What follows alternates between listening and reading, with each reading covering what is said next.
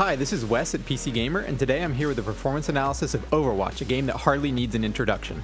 After more than a year, Overwatch continues to receive regular updates, graphics card drivers have been tuned for the game, and with more than 30 million registered players, it's not going away anytime soon.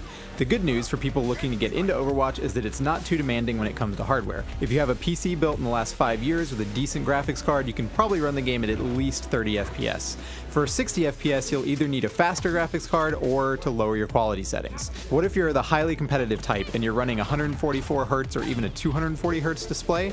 That will require a pretty powerful system, and that's why we chose Overwatch for a performance analysis, even though it's been out for a year. Testing performance of a game like Overwatch is a bit tricky since the critical moment is going to be in the heat of battle with explosions and particles flying everywhere. Online multiplayer isn't exactly repeatable, so we ran a custom battle with 11 bots on the King's Row map.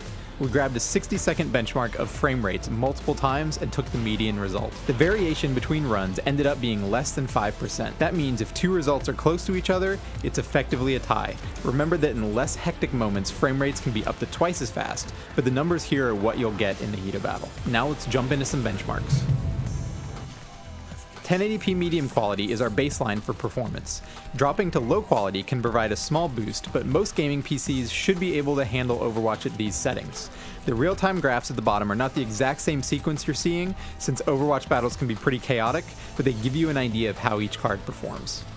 While Overwatch runs on fairly low specs, Intel's HD Graphics 630 still struggles, which means older integrated GPUs would also fall short of playable frame rates. If you're on integrated graphics, plan on dropping the resolution. 1366 by 768 low quality on the HD Graphics 630 averages about 45 FPS. But for dedicated graphics cards, the RS 460 2GB and above are all well above 60 FPS at these settings. For the remaining tests on higher settings, I've opted to use the Epic preset. Turning off reflections is one of the best ways to improve performance if you need it, without a major impact on graphics, but this is maxed out quality. All of the graphics cards remain playable, but budget cards can't quite hit 60 FPS. If you have a 240Hz 1080p display, none of the cards can actually hit 200 frames per second at Epic quality, though with G-Sync that's not really a critical factor.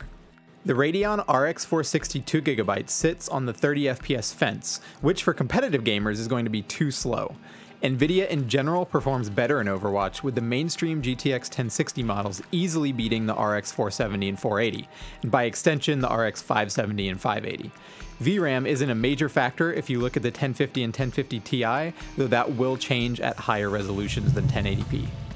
1440p Epic quality obviously demands a powerful graphics card. Those with a 144Hz display will need a 1080 Ti or similar card to max out the refresh rate, and for AMD the only hope right now is that Vega will be in the same ballpark. But a G-Sync or FreeSync display with a GTX 1070 or faster will provide a good gaming experience. If all you want is 60 FPS, the 1066GB and R9 Fury X will get you there, but again, Nvidia's hardware is clearly delivering better performance overall. Overwatch clearly isn't as demanding as some games, with the result being that maxed out 4K Epic on a GTX 1080 Ti is still well above 60 FPS. Drop down one notch to a standard GTX 1080 on the other hand, and you'll come up short. The good news for 4K gaming is that multi-GPU solutions work quite well, a bit too well actually. GTX 1080 SLI nearly tripled the performance of a single 1080. It seems some of the graphics effects are actually disabled with SLI right now, possibly dynamic reflections, but if your main concern is just frame rates, that's not a problem. Because Overwatch isn't especially CPU limited, it's easily playable on a gaming notebook with a modern graphics card. Even on Epic settings, it performed nearly as well as it did on our desktop with a GTX 1080. Here you can see that the GT73VR Titan with a 1080 was just a few frames behind the desktop build with a GTX 1080. The MSI GS63VR Stealth with a GTX 1060 didn't fare quite as well, dropping more than 20 FPS versus the desktop 1060, but its average frame rate was still well above 60 FPS on Epic settings. The Stealth is a thin and light laptop, so naturally it didn't have quite the same CPU power or cooling as the Titan. As we've shown, the great thing about Overwatch is it doesn't require an incredibly powerful PC to hit 60 frames per second, at least not at moderate settings. But even though the network runs at a 60Hz tick rate online, faster frame rates on displays that support 144Hz or even 244Hz can provide you an edge in competitive play, and playing Overwatch at those frame rates just feels fantastic.